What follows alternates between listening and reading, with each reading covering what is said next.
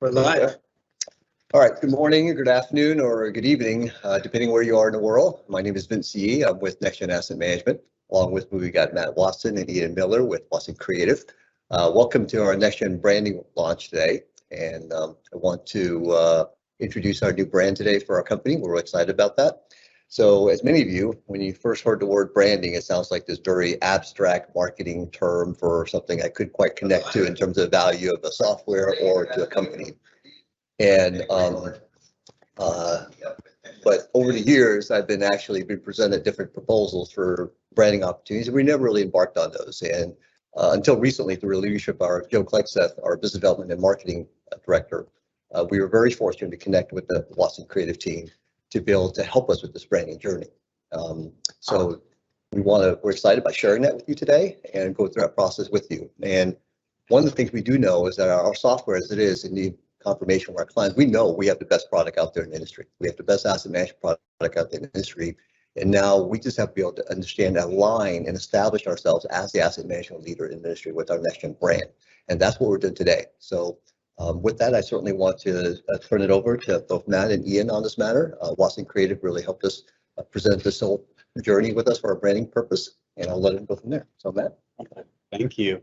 So my name is Matt. I'm a designer and the CEO of Watson Creative. Before I start, I just want to say thank you to Joe Klexeth for making this possible. This is an exciting project, and anytime that you get the opportunity to go and author a brand and set a vision with a founder is something we don't take lightly, and it's absolutely the most rewarding and exciting and fun work that we get to do.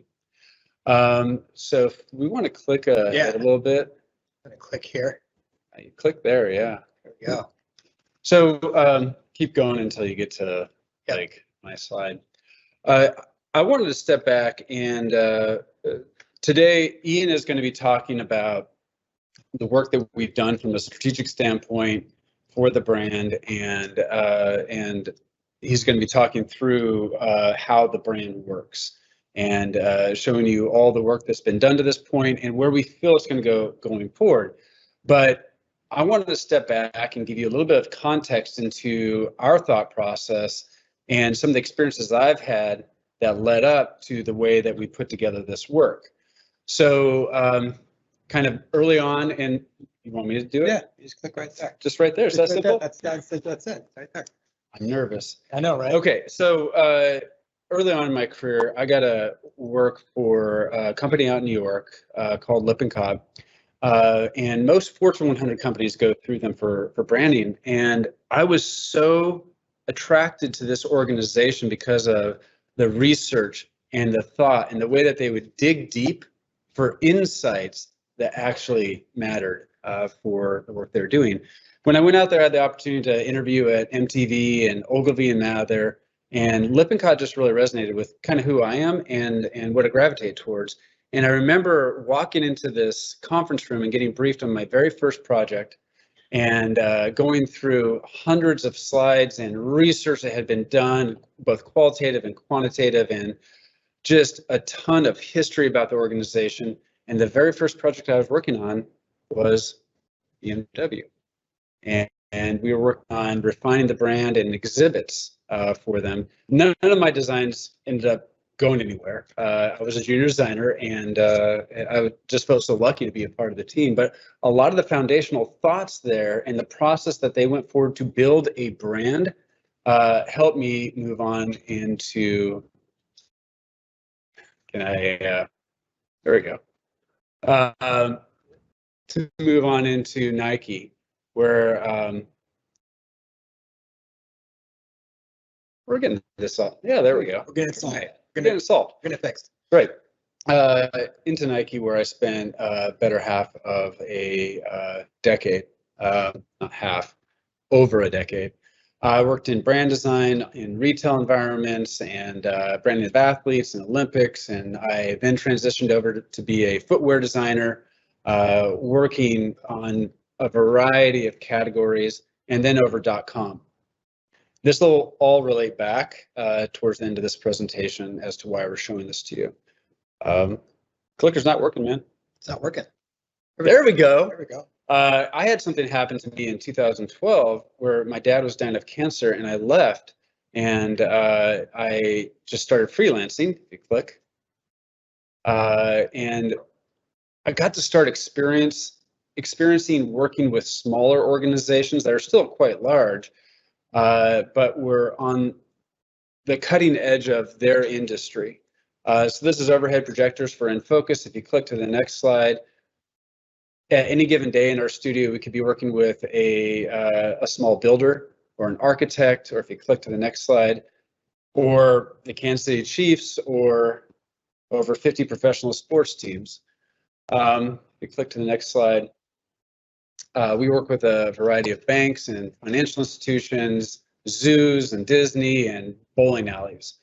The point of this is that the diversity of work that we have been able to do has a commonality, and the commonality is insights. And so if you click to the next slide, we're a research-based creative agency, and the moments that I had early on in my career as we were starting that BMW project is foundational, and the experience that NEXGEN has gone through is very, very similar, and I think that the insights are going to prove to be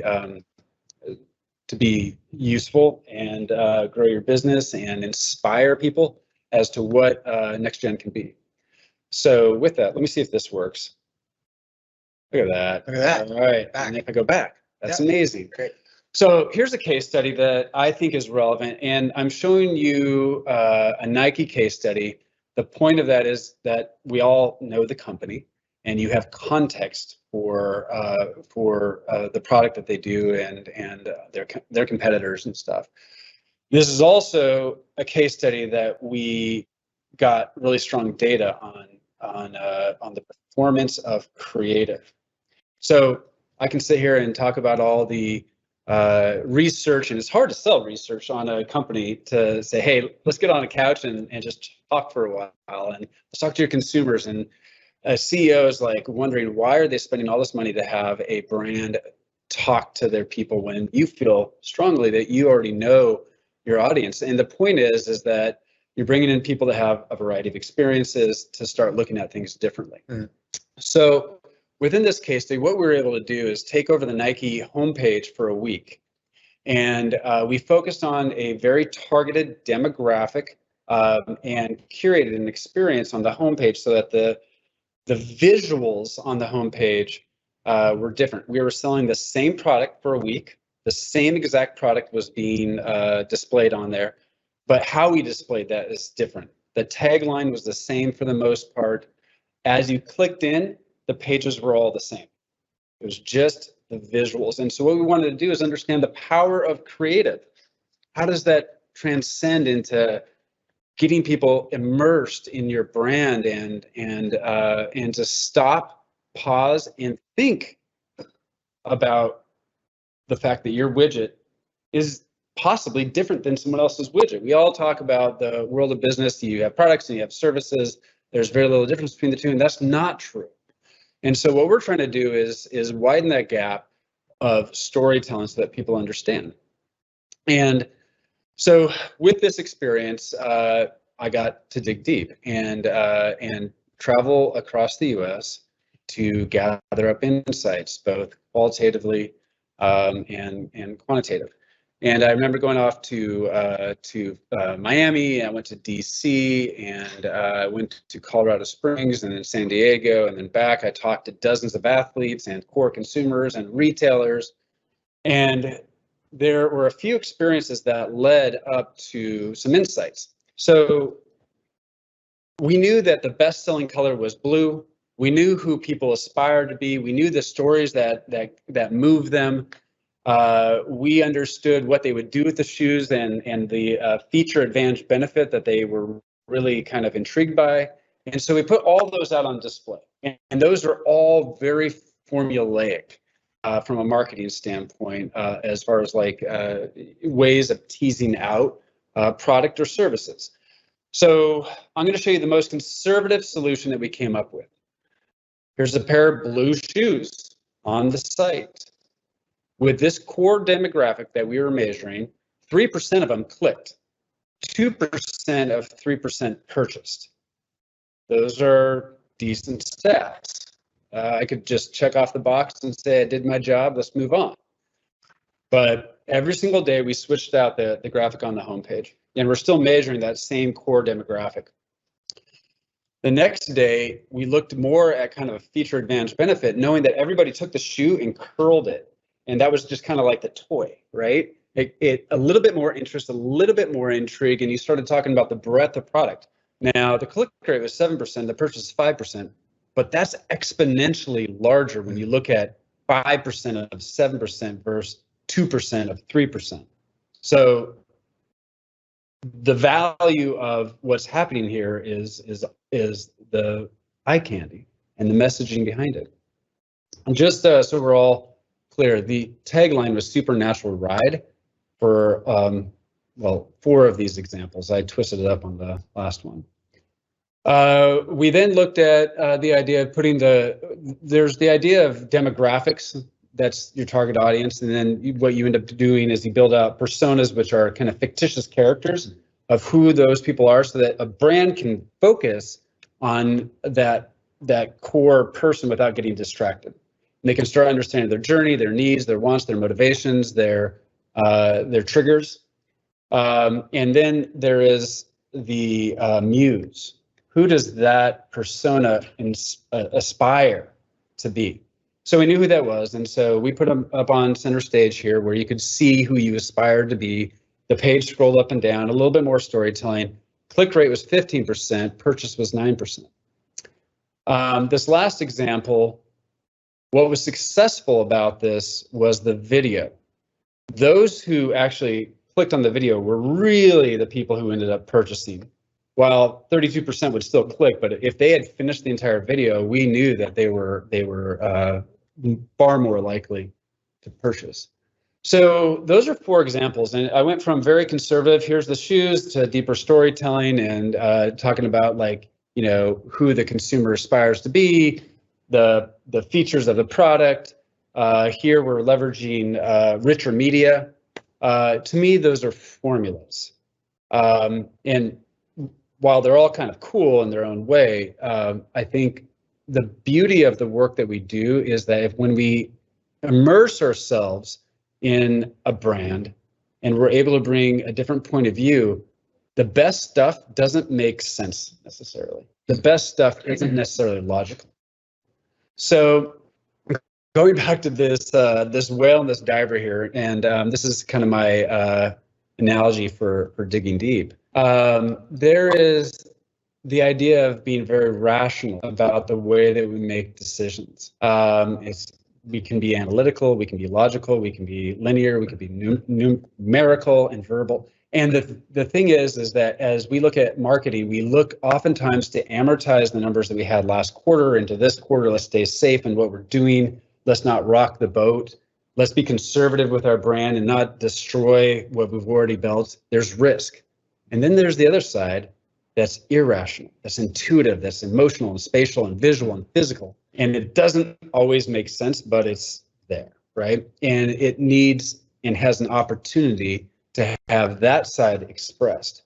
And so as I was traveling across the US and I was meeting with all these kids and all these athletes, the shoe was free. So it's a Nike free shoe, and it really allows the foot to feel more like it's not constrained in a cast. I have the shoes. You have the shoes. They're good. They're great. I love them. Fantastic. And it strengthens the foot.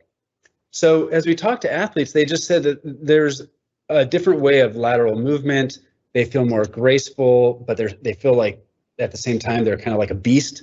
And it was just words like that just stuck in my head as I was going around this. And I tripped upon something on my travels, and it was in Colorado Springs. We went and saw the U.S. Olympic Training Center, which is there, very dated. I can't believe that athletes train in this facility, but they do. But we also hit up the Air Force Academy. And this is the chapel that was designed in 1954 and then constructed in the 60s.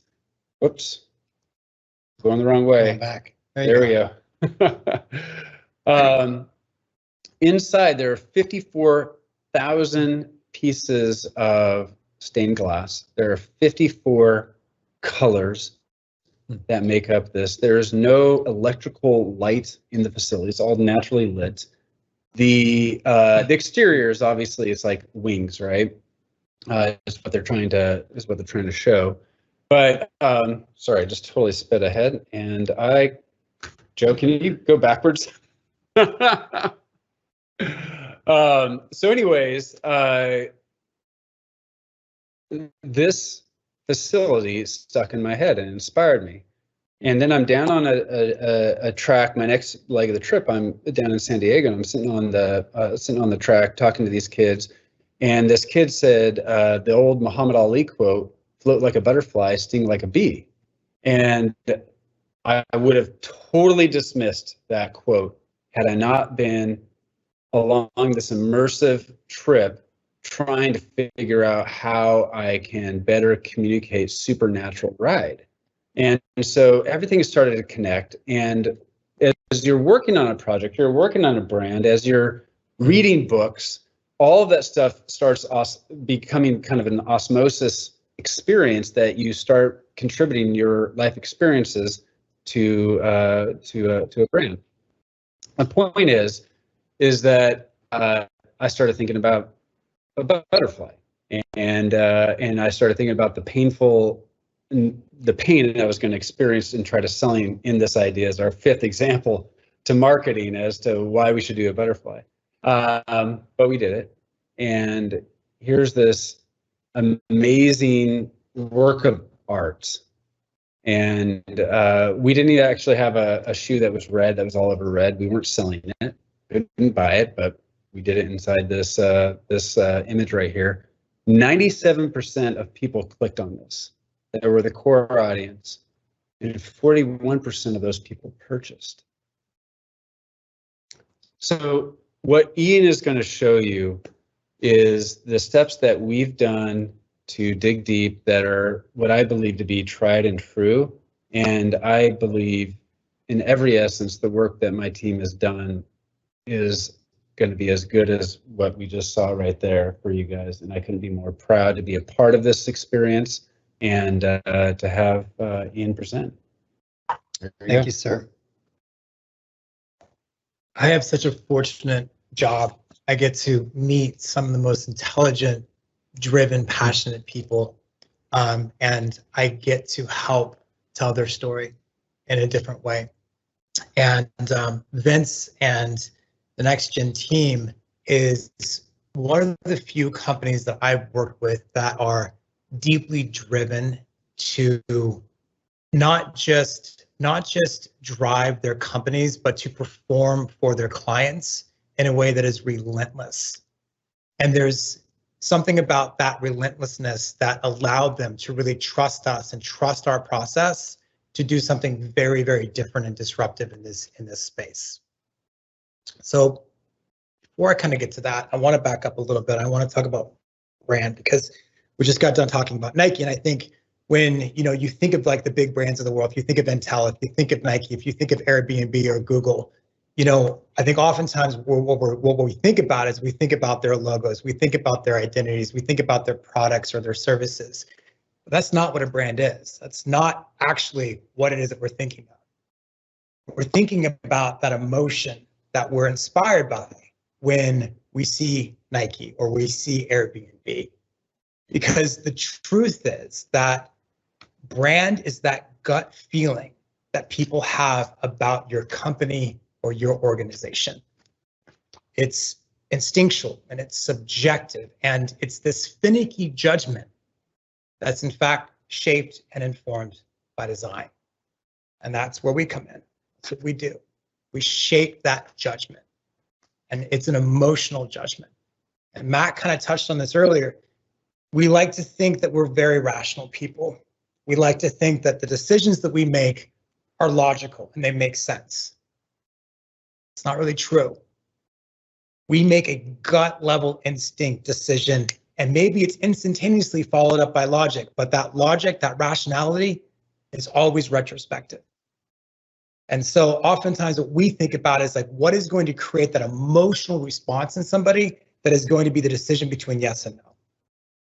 And then we leave it up to the companies and the great products and the great services that they've built to provide all the rationality that they need to then, in fact, complete that decision. So it's interesting because it's like what we do. What's the Peter Drucker quote that we were talking about? Oh, Peter Drucker said that there are only two things that move businesses forward: innovation and marketing. Everything else is cost. And so it's the innovation that you found inside the space to do a better product. And then it's the idea of differentiating that through storytelling. That's right. And marketing, I mean, for all of the talk about data and clicks and purchase rate and lead generation and all that crap, marketing is nothing more and nothing less than saying the right thing to the right people at the right time for the right reasons. That's all that it is. And getting to that right sort of begins with listening. And that's where we always start. We take a very deep dive into the companies that we work with, and we took a deep dive into NEXGEN. We talked to the employees, we talked to the clients, and were just sitting there listening and trying to be as receptive as possible to sort of like hear some themes that were kind of coming out. And so I'll kind of run through this super quickly.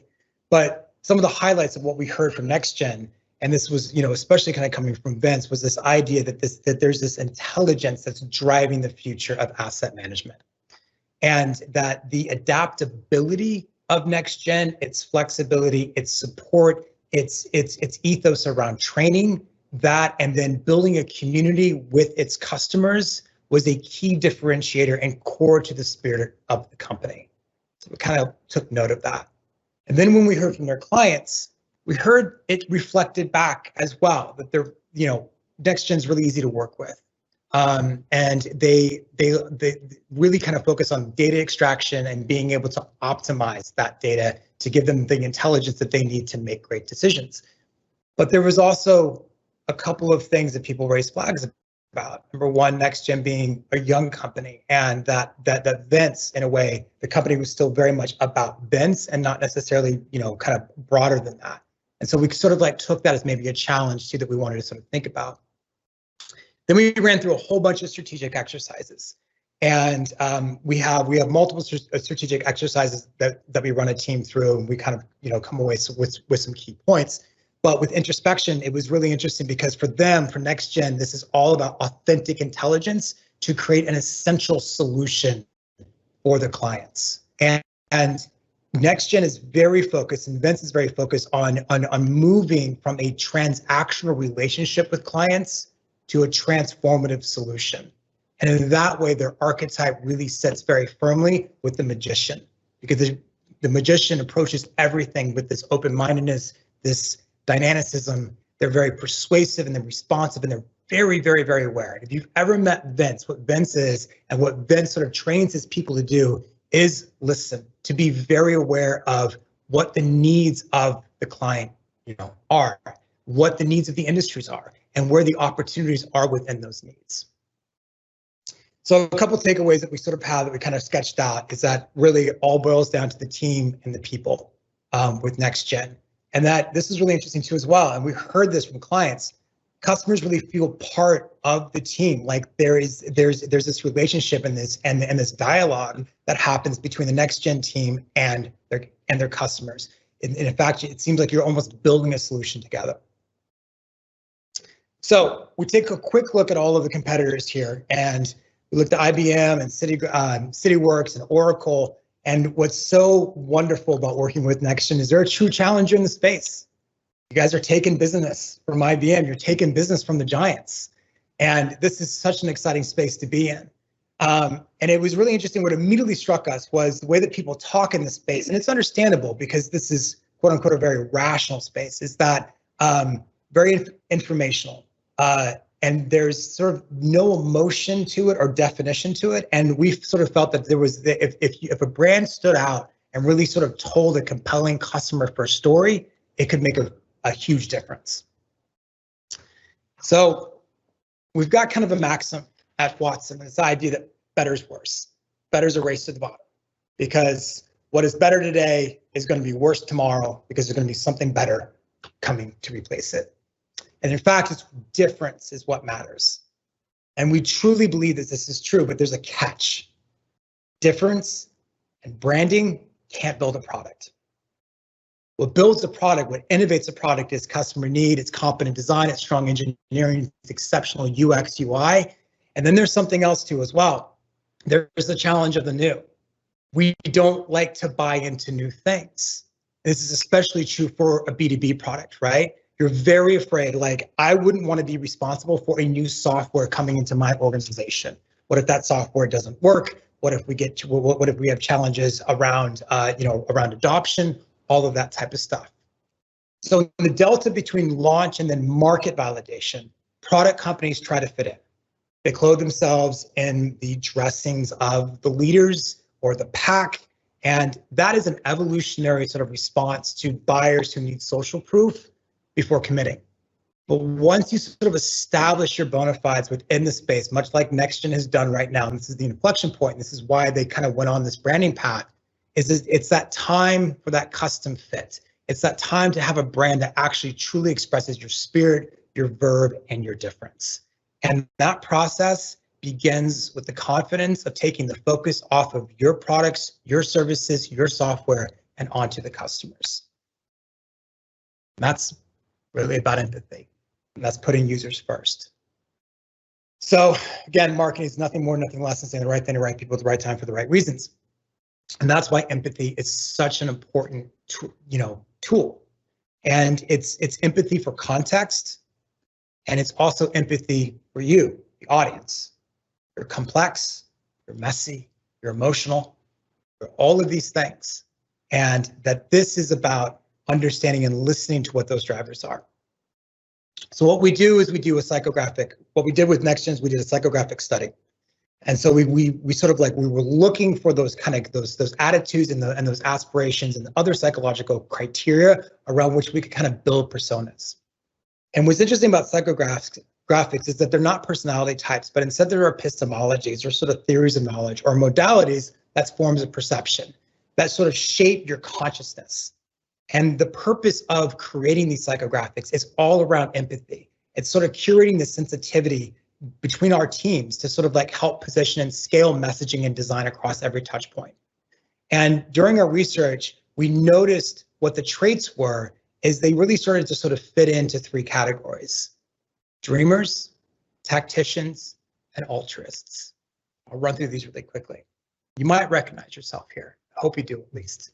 For dreamers, you're really driven by self-actualization.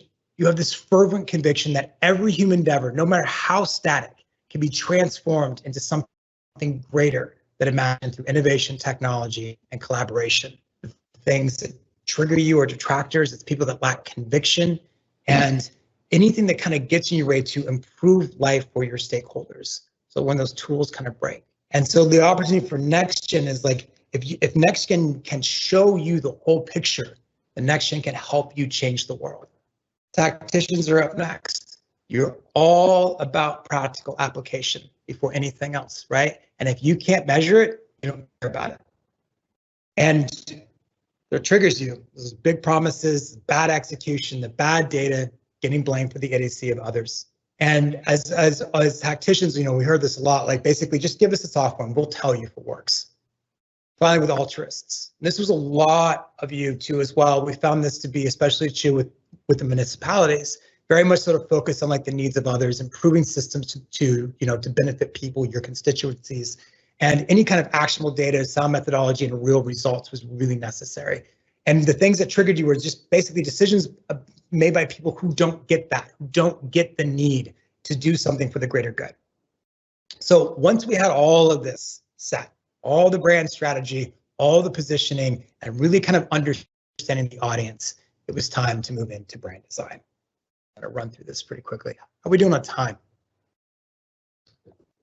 10:36, fantastic. Nice. Good. Cool. Break next speed. Here we go. So one of the very first foundational elements, and this is a culmination of a lot of the work that we did in terms of taking the focus off of NEXGEN and putting the focus on you and creating a more emotional connection. So for NEXGEN, this is their halftime speech. I've think that we've started to sort of just look at this manifesto as really a letter to you, to customers, to those sticklers for details, to those strategy wonks, to those watching data in their sleep, isolating signals from noise, making order out of disorder, and dismantling systemic dysfunction. To those fed up with silos and resistance to knowledge sharing, to those waiting to transform asset management and lifecycle planning into true intelligence and organizational action. You are rising. NextGen is rising with you. The only future-first strategy-led asset management software, NextGen gives you the power to smash through obstructions, turn risk into reward, and collapse the distance between now and tomorrow. Intelligence, innovation, and influence. Are you ready to implement meaningful strategic change across the breadth of your organization? NextGen now. So you can see here, IBM would never say this. Oracle would never say this. They would never have the confidence to take the focus off of themselves and put them onto your dreams and your aspirations, the things that you are trying to do, the way that you have shaped your lives. And NextGen has taken that leap, and it's a big one, right? To actually make that personal address, to not make it about themselves, but about you. And I think that that's what you're going to see as this brand rolls out and as the company begins to evolve. So the tagline that we had several taglines, and we went round after round on this, but there was this idea, and Vince and the team that were just essential to kind of really helping us understand and broaden our thinking around what an asset is, right? So it's no longer just like the tables and the chairs and the things. All of a sudden, assets are everything, right? Everything within the ecosystem of your purview as a company. And that goes from everything from the natural world to the digital world to, of course, physical infrastructure. So it's asset the future. We're taking this idea of asset and we're making it a verb. We're making it an action, right? It's the idea that within the data extraction of assets, you are able to then have that predictive intelligence and that knowledge to be able to see the risks and address the risks before they become a problem for your organization. As we begin to sort of move into design, and as we started to, and as we sort of moved out of messaging and into design, the designers spent a lot of time working with the brand statement and thinking about the position statement. So really kind of working with this idea that NextGen's sole purpose is to provide the intelligence and foresight to affect meaningful strategic change through lifecycle planning and risk mitigation across organizations. And that NextGen is its only future-first strategy-led solution for asset managers, about safeguarding budgets, turning risk into growth, and blowing up silos.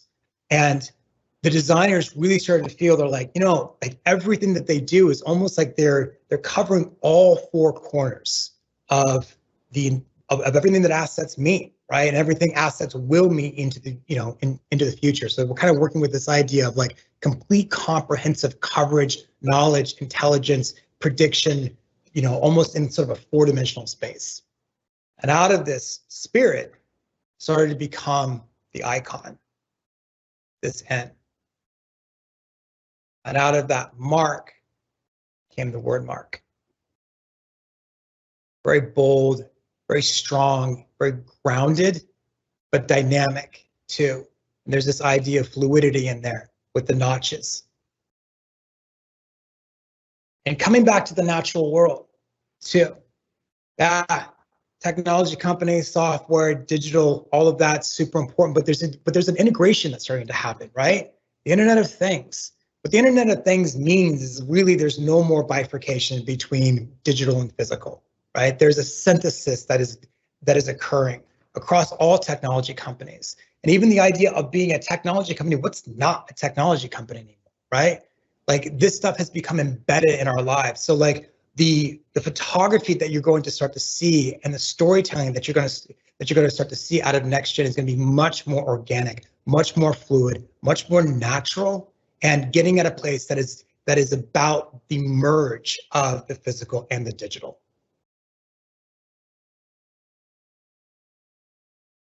You are rising. Love this color palette that the designers came up with. It's warm, it's human, it's distinctly tech too as well. Very bold though, especially compared to the competitors. A more cornflower blue. I'm gonna start to see this stuff come to life, which is so cool. And then the platform itself will get an entire revamp as well as the brand begins to develop. The new website is currently in development. We hope to be launching a little bit later this summer.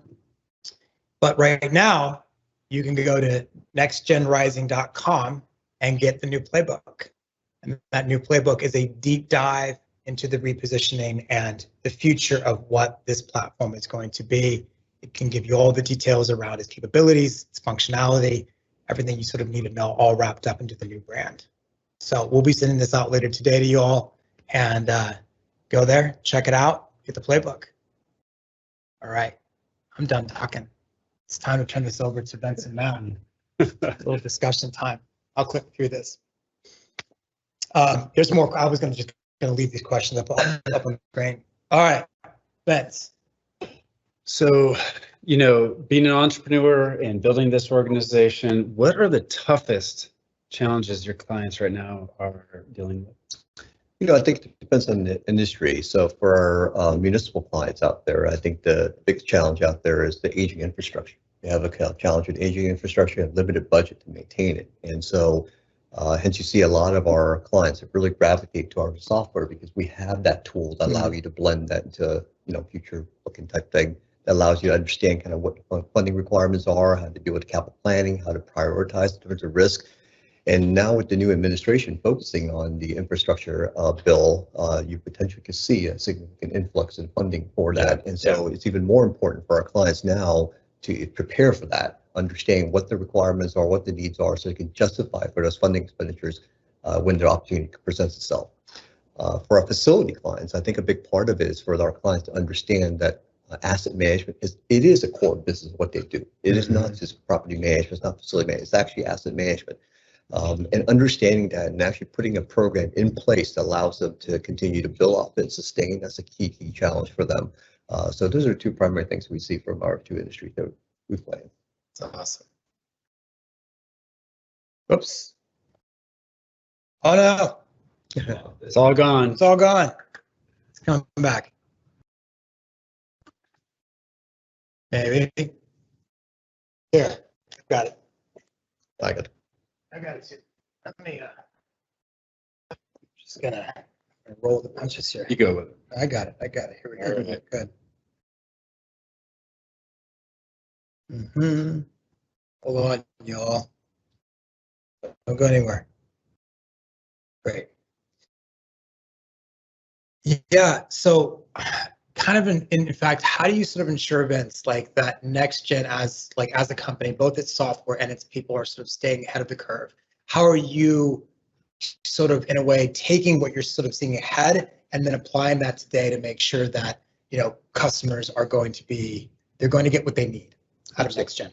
Absolutely. And you heard throughout the presentation that Ian and Matt presented today is about asset management intelligence. And asset management intelligence is essentially using data and information to make informed decisions. And so you also brought the word IoT and other things, and also you hear things about smart homes. Essentially, those are essentially tools or sensors that allow you to gather data to trigger activities. And what that does, it transforms the kind of maintenance management, asset management world to more of a dynamic way. Instead of traditionally scheduling activities based on a schedule or a runtime, now you're triggering it based on certain sensors, certain data out there. It could be an alarm system, it could be a vibration, it could be thermography, it could be other variables that trigger it. So now you can become, you can optimize your asset management program. So we feel that that's the wave of the future in terms of having dynamic asset management, and that's what we coined it as asset management intelligence. And so that's one area I believe that's going to transform this industry moving forward for our clients. The other obviously is going to be in mobile. We've invested a lot in our mobile. Our first mobile app came out in 2011 on the iPad when iPad rolled out. And we've been one of the pioneers in the mobile solution in this asset management world. And since then, we have now 6 different native applications now. We have an iPad, we have an iPhone, we have an Android tablet, Android phone, and we have also 2 other types of mobile apps, one in the 301 service request to allow customers to generate tickets from their mobile device. And then finally, the last one's on contractors. We know that a lot of our facility clients utilize contractors to do work out there, and having a contractor portal to continue that workflow, complete that cycle is very important. So we see that in probably 8 to 10 years ago, we probably saw that 80% of our users were probably on the web and 20% are on mobile. Is now flipped the script. Now we see that 80% of the users are now on a mobile. We understand the importance and emphasis on the mobile technology, and we'll continue to invest in that space. Yeah. How do talk to me a little bit about the contractor portal, because at least from the outside, that sort of seems to be like a key core component to what it is that you're doing, because there's so much more outsourcing that's kind of going on. That's correct. Yeah, a lot of our clients, especially the facility clients, they seem to outsource some of the work to external contractors to do work as part of extension of their staff.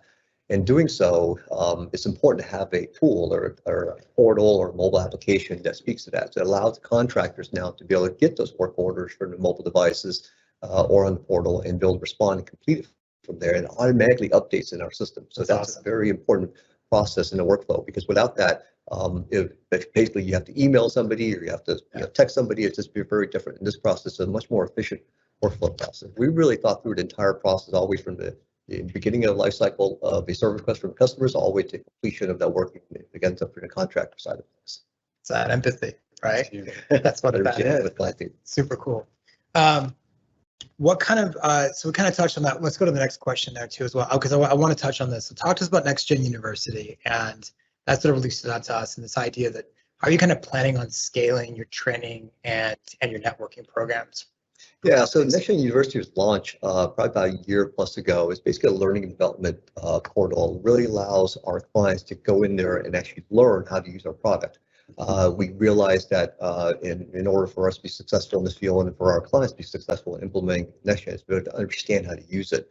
So we developed this learning and development platform to allow people to go in there and watch videos and take quizzes, and basically the curriculums. You have set curriculums for certain courses and on certain modules, and each of those will actually have its own videos and quizzes, and as you go through, you complete them. That's how you go through and execute it. They're designed by user roles, so to be designed for the maintenance person or the supervisors or the admin user, or the warehouse manager, or the customer service person. That's how it's designed for. So we feel that that's a more sustainable process as our clients add new users into it. Yeah. As they add more people into our asset management world, they have an ability to continue to learn in it. That's great, and I take it that contractors can also participate in the NEXGEN. Yeah, you can have different learning tools in there for different types of audiences out there. So that seems that would bring a lot of consistency then into an area that could be quite. Correct, and we feel that in the asset management world, a software is a software, right? You can have the greatest software out there, but it really comes down to this knowledge base. You have to be able to know what needs to go into the best practices, and we're continuing to capture that knowledge base in asset management. We've been practicing asset management for many years now, and so we know what the best practices are. We collected a collection of all these things out there, and we want to share that knowledge with our clients. So NEXGEN University is another platform to allow us to do that with our community. And then obviously before COVID, you guys were doing a lot of in-person networking events. What's the future hold for those? We're going to continue when the COVID restrictions over. We're going to be back again in terms of going out there on these conferences out there. But at the same time, when we do the training too, we do a lot more in-person training rather than just on the NEXGEN University. The NEXGEN University certainly got some emphasis on it during the COVID side, because as we were launching different systems, we could not go and physically do in-person training. Yeah. So we relied on NEXGEN University even more to do that. Yeah. Yeah. Awesome. Cool. And one last question. All right. NEXGEN 5 years from now. I think the increasing demand what we see is increasing demand of this enterprise asset management solution where people are expecting to have these maintenance management systems with the asset management functionality that we have in there. The importance of that, I think, is really important, and how that's going to continue to grow in that sense of business. We'll continue to develop that. We also see, mentioned earlier, like all this asset management intelligence part of things, whether the IoT, the smart sensors, and so forth in there, to continue to invest in that dynamic preventive maintenance and asset management strategies. I think that's very important. Yeah. I think we're also get into a lot more 3D imagery type things. So this is inside facility world where we're going to connect the 3D imagery to actual assets themselves. So I think that's a new world where we're going to be playing in. We're doing some of the proof of concept right now as we speak. And then finally, the last thing you hear about asset management intelligence. I mean, this data analytics thing, I think is the key to moving this forward. These days, with all the business intelligence, all the data we capture, we will be able to allow our clients to be able to make smarter, more informed decisions. And that's the trend we're going to head to and continue to invest in. So that's what we're seeing in 5 years. That foresight there. Right. Yeah, Love that. Right on. Well, thank you so much, Vince. Well, in closing on this, I want to thank Matt and Ian from the Watson Creative Team to really share with us this journey. I cannot thank you enough. I mean, it was eye-opening. At the beginning, I was skeptical and going through his process. As I went through his process, it was eye-opening. In fact, every time Ian speaks, I have a man crush on him just because of the words that come out of his mouth and what he puts on there on things. So I really appreciate that. You didn't hear that. He didn't hear that. Now. Don't build him up. He already is. But anyway, and I think it's important. I think one of the things is I want to share with your closing statements to our NEXGEN community. As we continue to expand and grow in this asset management world and become the leader of this asset management industry and establish this NEXGEN brand, I want to assure to our NEXGEN community members that we'll stay true to our roots. We're an unwavering commitment to client service, innovation, and the relentless drive to continue to build off this and build asset management solutions moving forward. That's something that we're committed to doing. Just because we have some fancier words and some logos, that we're still who we are. And bottom line is to our NEXGEN community, thank you for being part of all this and part of this branding process, and to the Watson Creative Team. I'll leave you with a statement that Ian left with us first. The future first, strategy-led asset management solution. So, thank you again. Thank you all.